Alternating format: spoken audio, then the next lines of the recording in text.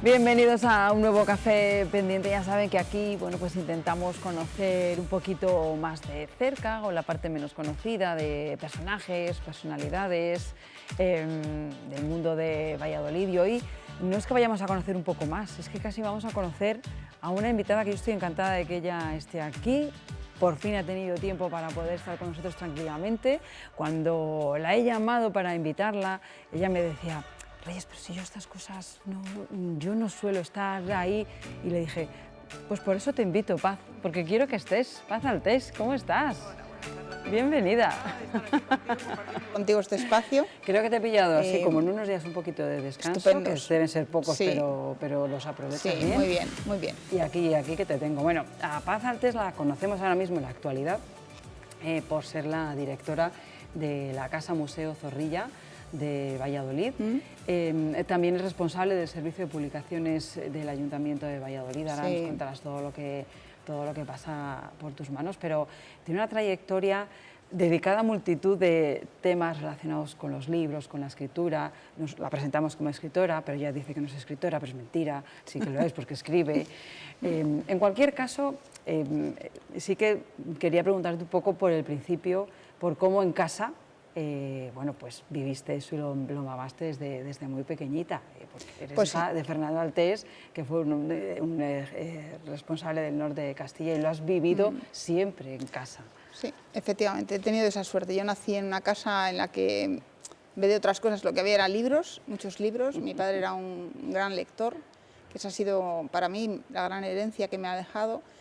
Pero en un mundo en el que pues, tu padre es periodista y además dirige el periódico de la ciudad, es que entonces no había otro, ¿no? Y el diario regional ya había cerrado, el Mundo no había llegado todavía, era solamente el norte de Castilla y además era un periodismo distinto. Yo he conocido todavía el periodismo de antes, ¿no? Yo he conocido las linotipias, yo todavía he visto hacer el periódico a plomo. Y sobre todo la vida en la redacción. Sí. Por la redacción del norte de Castilla pasaban todos los días, todas las tardes, toda la gente que tenía algo que contar. Y yo conocía muchísima gente allí, no solamente a la redacción, que además es una redacción inolvidable, pero conocí cómo se fraguaba el periódico y cómo los vallisoletanos se implicaban muchísimo, no a través de las redes porque no existían, ni de mandar fotografías que se hacen en el momento, como se nutren ahora los digitales. La gente se iba, cuando le pasaba algo o había visto algo que había ocurrido en la calle, se acercaba al norte a contarlo y así se hacía el periódico. Iban allí mismo o llamaban cuando ya el teléfono. Bueno, teléfono, eso lo he pillado, Reyes. Sí. Eso, no, quiero decir que es que antes era así. Sí, pero bueno, de los teletipos, yo me acuerdo perfectamente del sonido de los teletipos y del olor de la tinta y de cuando del ruido de la rotativa, sí, de eso me acuerdo. Bueno, lejos de pensar que a lo mejor iba a seguir esa estela de periodística, estudiaste documentación. En Granada, En Granada, porque todavía aquí en Valladolid no se podía estudiar hasta allí que te fuiste. Documentación, era así solamente la titulación. Pero no, biblioteconomía, documentación, yo hice museografía también, claro, sí. ¿Y cómo, bueno, pues, cómo elegiste? Sí, con todo lo que tenías, ¿no? Tan cerca y tan a mano, en principio podríamos pensar. Yo no escribí hasta más adelante, ¿eh? Yo he leído siempre mucho, a mí me gusta muchísimo leer, los libros, leer, ¿no? Pero el gusanillo de la escritura o el testarme a mí misma de si sé o no sé, sé escribir, no sé escribir, pues vino después. Y realmente cuando terminé la secundaria o el BUB y el COU, pues yo me planteé, ¿qué quieres ser? ¿A qué te quieres dedicar? Y yo no me veía en la redacción de un periódico, yo me veía en una biblioteca, yo me veía en un departamento de documentación, ayudando a otros a hacer investigaciones, buscando cosas. Era muy ratón de biblioteca y de archivo, a bucear. Eso es lo que me gusta a mí. Sí. Entre legajos y papeles. Sí.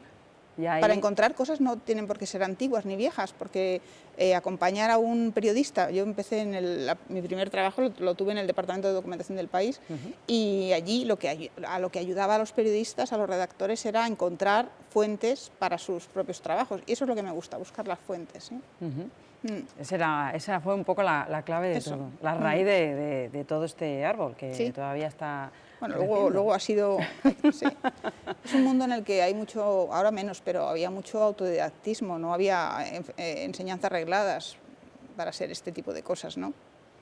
Para organizar una biblioteca, para organizar un archivo. Había muy poca formación. Se daba alguna asignatura en filosofía y letras, pero empezaban en ese momento los estudios específicos de biblioteconomía, de documentación, de museología, sí. Que también ha cambiado mucho. Mucho. Las nuevas tecnologías han ayudado Muchísimo, mucho en ese sentido, han facilitado mucho las cosas. Mucho.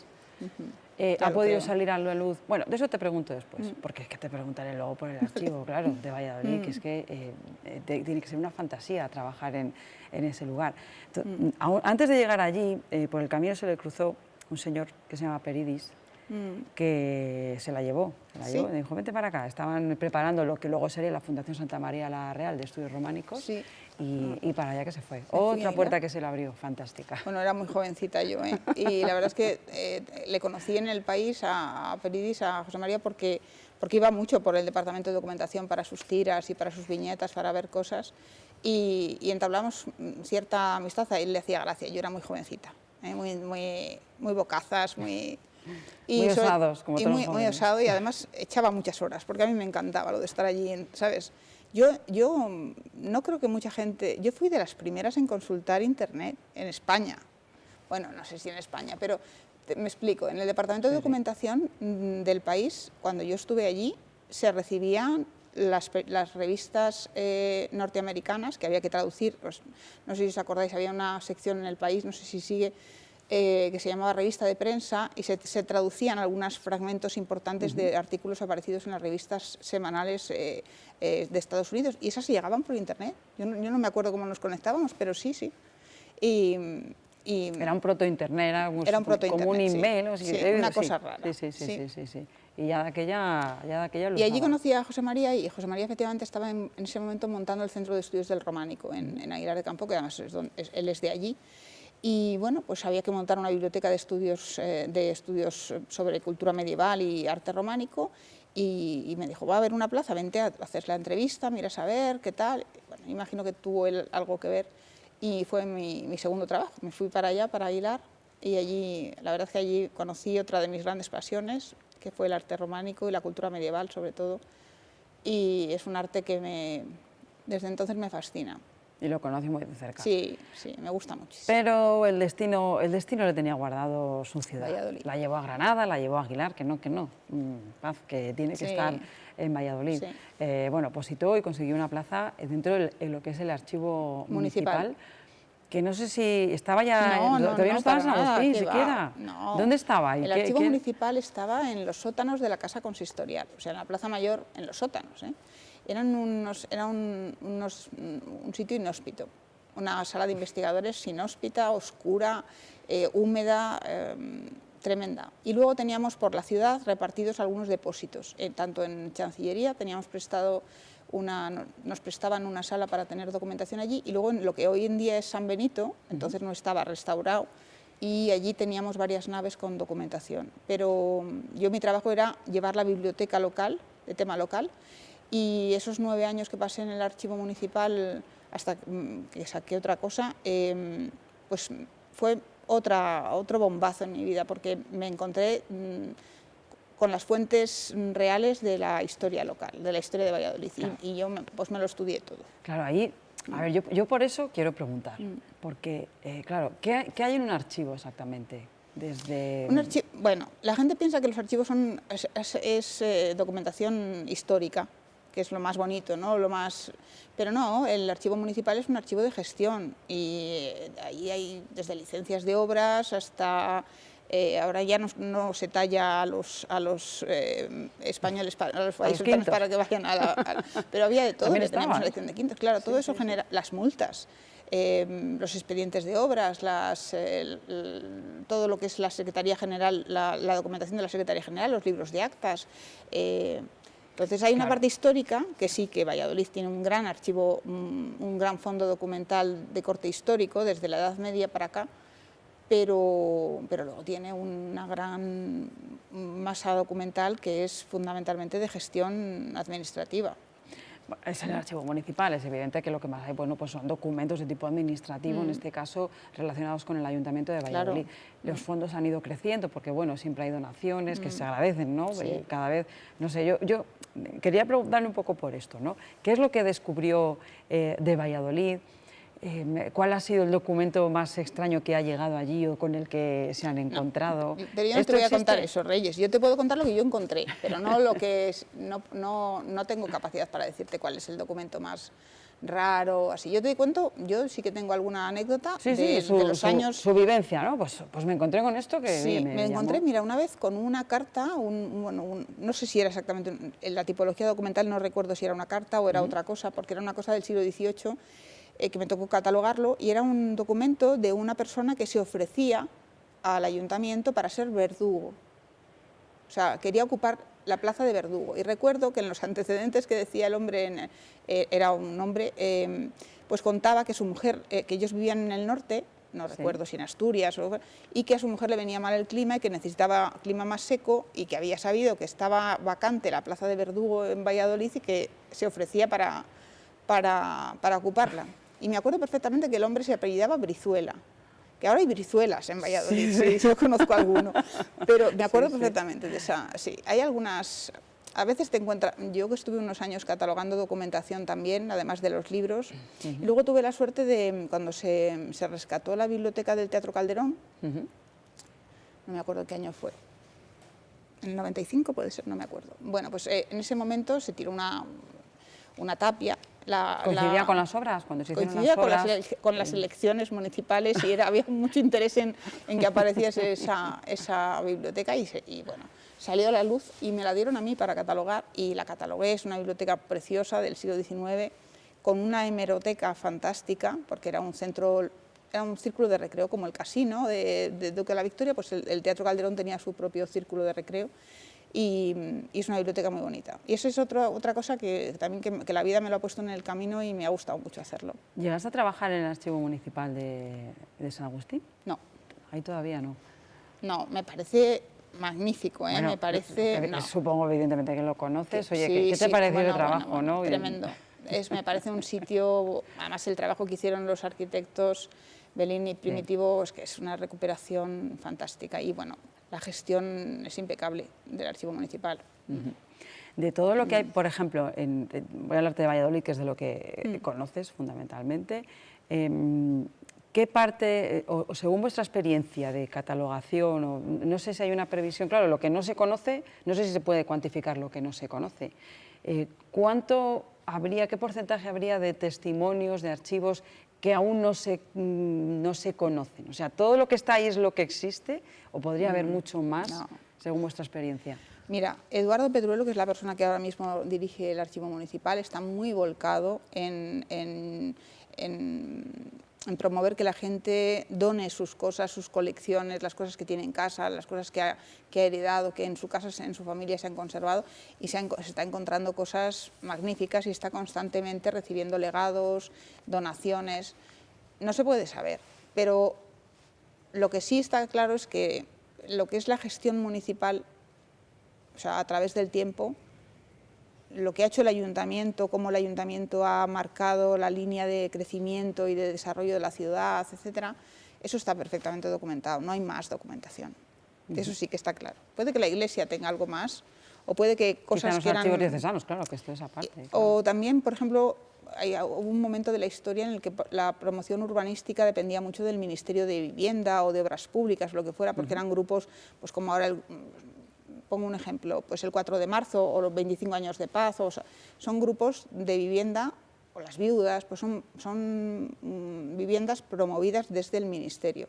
Y yo creo que en muchos casos los ministerios no pedían licencia de obras al ayuntamiento, entonces puede que en el ayuntamiento no quede rastro de algunas cosas. Pero yo creo que está pero totalmente... son coyunturas históricas. ¿No? Pero yo creo que está totalmente controlado. O sea, hay que diferenciar, ¿no? Lo que lo hemos hablado del archivo municipal, de lo que es cualquier otra tipología archivística. Otra cosa son cualquier otros documentos, pues eso, que igual en la iglesia estaban un poco más deslavazados, o cualquier otro archivo de cualquier otra naturaleza. Bueno, el archivo diocesano de aquí es muy rico también, pero también ha tenido grandes archiveros. Yo creo que está todo muy localizado. O sea, que cuidamos de nuestra historia, de nuestro legado. Esta ciudad ha sido una ciudad de grandísimos archiveros. Es que en pocas ciudades en Europa hay más archivos por metro cuadrado o por habitante. Es que tenemos un montón. Presumir de tener... Bueno, mira, tienes Simancas ahí, ¿no? Bueno, eso, pero claro. Tienes el archivo municipal, que es uno de los primeros de España. Sí. Tienes Chancillería, que la Real Chancillería es como si dijéramos ahora mismo la Audiencia Nacional de otra época histórica, pero pues imagínate tener aquí los archivos de la Audiencia Nacional. Tenemos el Archivo Histórico Provincial, que es una cosa riquísima. Tenemos el de la Diputación Provincial de Valladolid, que no es el mismo que el Histórico Provincial. Tenemos el diocesano, tenemos el de los agustinos filipinos, que habla de todo lo que fue la retirada de España. Bueno, yo creo que es una ciudad fantástica.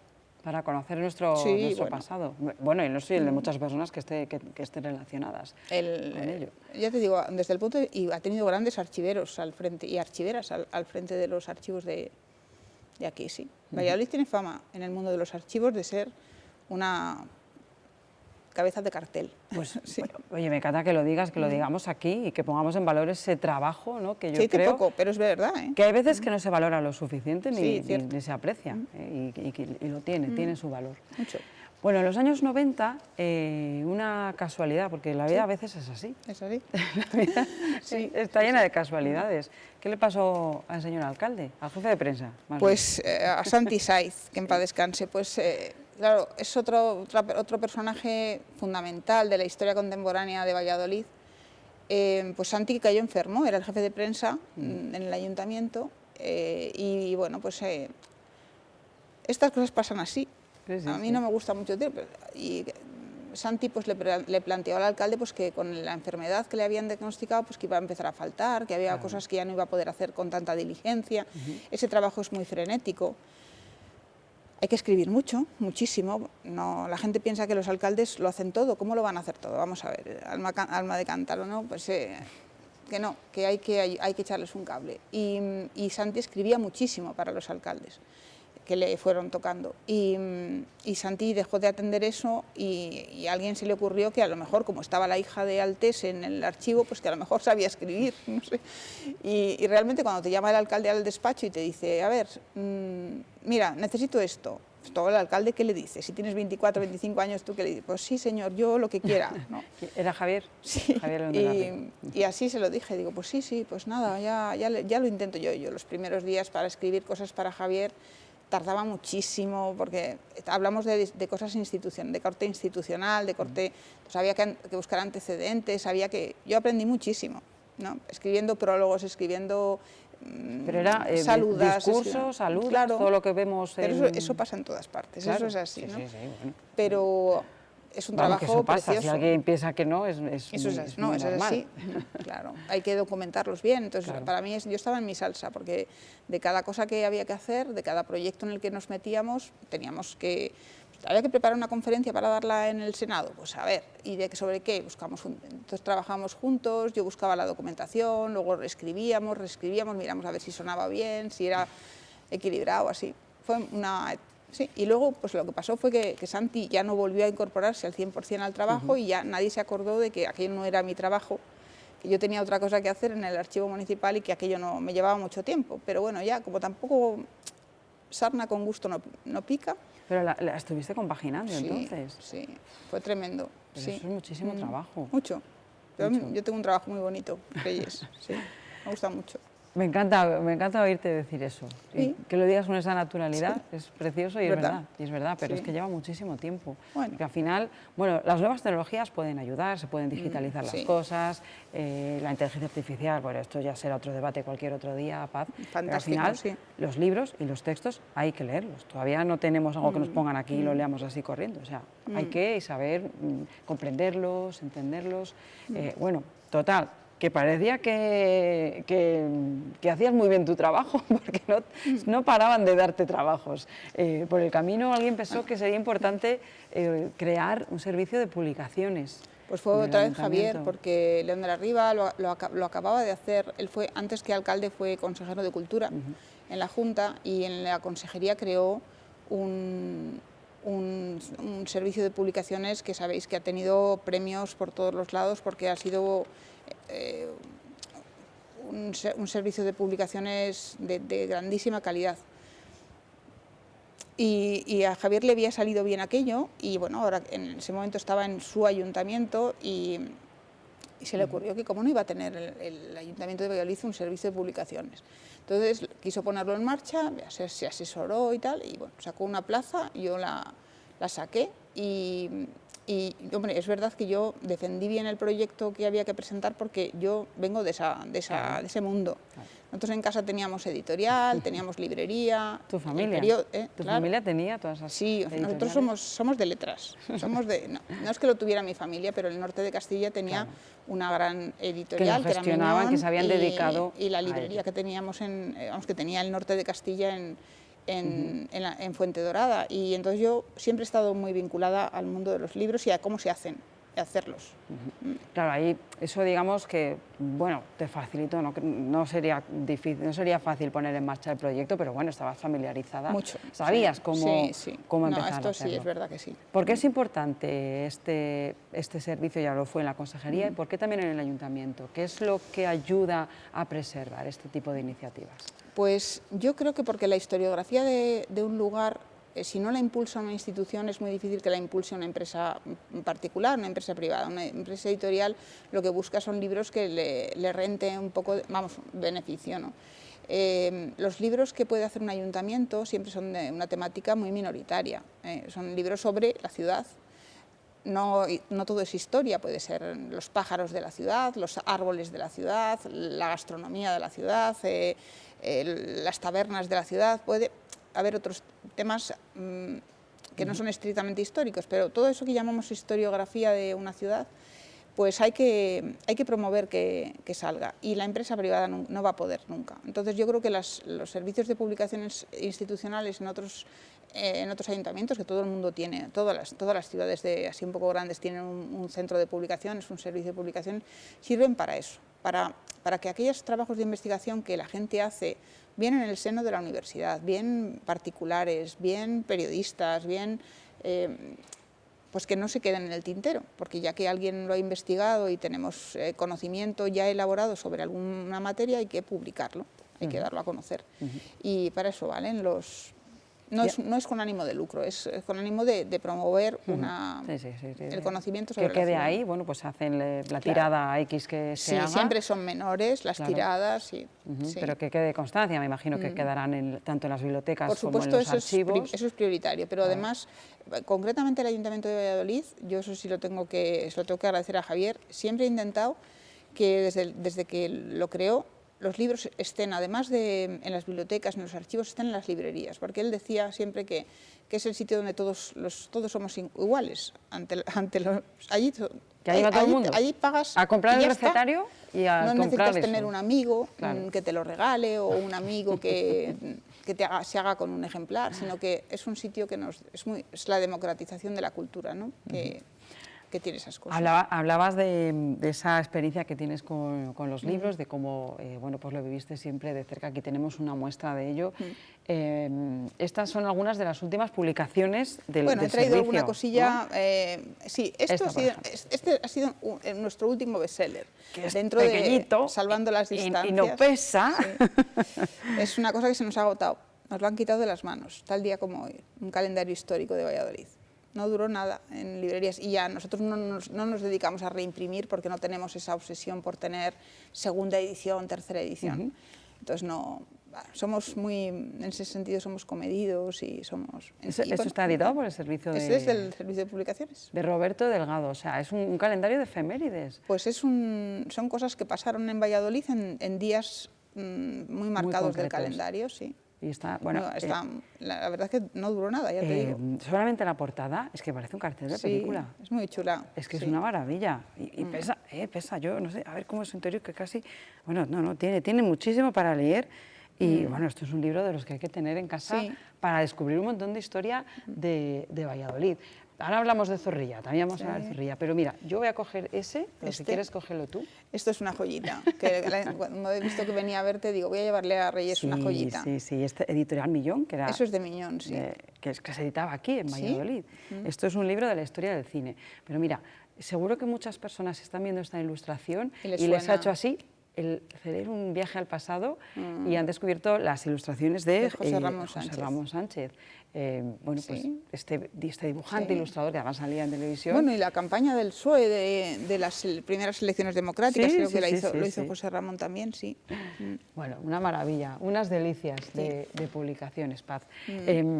Claro, estoy aquí hablando de libros, de archivos, y estoy hablando, no sé si es lo importante, no es lo actual, ¿no? Cómo también confiaron en ti para llegar a, bueno, pues en un momento dado, 2007, se recupera, se restaura, que ya tardó, la casa natal de José Zorrilla, y alguien tenía que dirigirla y coordinarla. Y dijeron, bueno, pues si sabe escribir un prólogo, si sabe ayudar y sabe llevar, pues también se lo damos a Paz. Bueno, pero tampoco Paz ha dicho que no a nada, o sea, que tampoco no es todo culpa de ellos, ¿eh? No, yo creo que yo no te llegó este proyecto, que yo creo que lo acogiste con los brazos abiertos. Pues fue un reto, la verdad, pero un reto muy bonito, porque la casa es que es muy vallisoletana. Ese sí que es, o sea, tenemos la de Cervantes, que es una absoluta joya, pero Zorrilla es nuestro. Y bueno, pues yo me lo tomé también un poco de reto de posicionar la casa de Zorrilla en lo que es el mapa. Porque yo me acuerdo que antes, cuando cogías un taxi en la estación y decías que te llevaran a la casa de Zorrilla, te llevaban a la de Cervantes siempre. O sea, nadie sabía dónde estaba la casa de Zorrilla. Se equivocaban. Sí, siempre. Y tenías que decir, sí, no, es donde nos hacemos el DNI, pues justo enfrente y tal. Pero si no, pero no antes había era forma. Visitable, fíjate, sí, no pero lo había recuerdo. que llamar, había que concertar una visita. Ahora no, ahora la casa yo creo que está totalmente incorporada a los espacios museísticos de la ciudad y nos da muchísimas alegrías. El jardín en verano nos da muchas alegrías como espacio escénico y yo creo que la gente ya se ha acostumbrado a que todo lo que tiene que ver un poco con los libros, con la poesía, con las novedades editoriales, no todo, porque las librerías también hacen lo suyo, ¿no? Sí. Pero es un sitio que la gente recurre mucho le tiene confianza. ¿Y se ha conseguido ese reto? ¿Lo has conseguido? No, no lo he conseguido. Lo habéis conseguido. Sí. Yo creo que la casa ahora mismo es uno de los espacios a los que los vallisoletanos tienen mayor cariño. Le tienen mucho cariño a la casa de Zorrilla. Es una casa con muchísima historia. El personaje lo vale. Y además también no solamente revalorizar y poner en el mapa la casa de Zorrilla, sino al personaje, a don José. Sí, porque teníamos el nombre de Zorrilla pues prácticamente por toda Valladolid. Y la siguiente pregunta era, ¿por qué? ¿Y por qué no se puede visitar? ¿O por qué no tiene? Se podía visitar, pero bueno, no con esa dimensión. No, para nada, no. Pues, a ver, yo creo que simplemente también hay que pensar también que cuando llegan los ayuntamientos democráticos hay muchas cosas que hacer. O sea, yo no es que sea bueno, no es que les esté perdonando la vida, pero yo es que tengo mucho síndrome de Estocolmo con mi ayuntamiento, son toda la vida dedicada al ayuntamiento. Pues, yo siempre digo que cuando se trabaja de cerca también se conoce todo, lo bueno y lo malo y lo que... Entonces, yo creo que en ese momento, en los primeros 20 años de democracia, lo que había que hacer era dotar las ciudades de infraestructuras básicas y de cosas que facilitaran la vida diaria, o sea, piscinas climatizadas, polideportivos, aceras, plazas, fuentes. Después ya nos metimos con los museos, ¿no? Y cuando le tocó a la Casa de Zorrilla, le tocó. De verdad, dime la verdad. ¿Quién visita más esa casa? ¿La gente de fuera? ¿O? Por las mañanas los niños, que tenemos los escolares, las visitas escolares son fantásticas. La visita a la Casa de Zorrilla yo creo que está incorporada al currículo de los colegios de aquí y de la provincia pasan por allí todos los escolares. Pero luego tenemos muchísimos extranjeros. Y también la gente que visita Valladolid, estamos situados en un sitio muy bueno, porque estamos al lado del Museo Nacional de Escultura, en la zona de los Austrias, y la gente es un sitio que visita. Tienes una visita ahí de media hora, es gratuita, es guiada, el jardín es precioso, te pilla de camino de cualquier cosa, está muy demandado. Sí.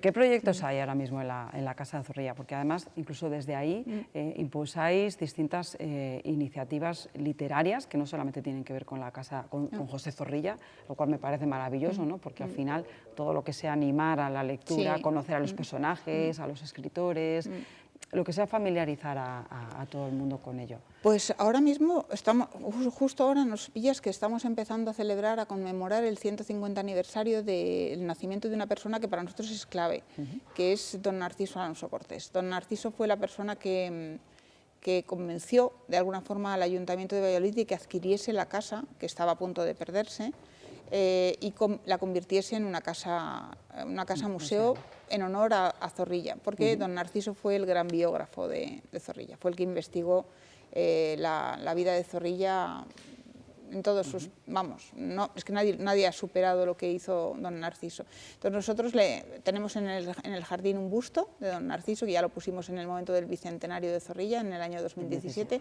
pero ahora este año queremos hacer un montón de cosas, porque es una figura que además lanza un mensaje que yo creo que es fundamental para todos, sobre todo para los más jóvenes, ¿sí? Y es el valor del trabajo. El valor del trabajo y la satisfacción que produce el trabajo y las cosas hechas con trabajo, con esfuerzo. Don Narciso no tenía internet y sin embargo si vieseis la ingente cantidad de conocimiento que generó y de bibliografía que generó sin tener internet,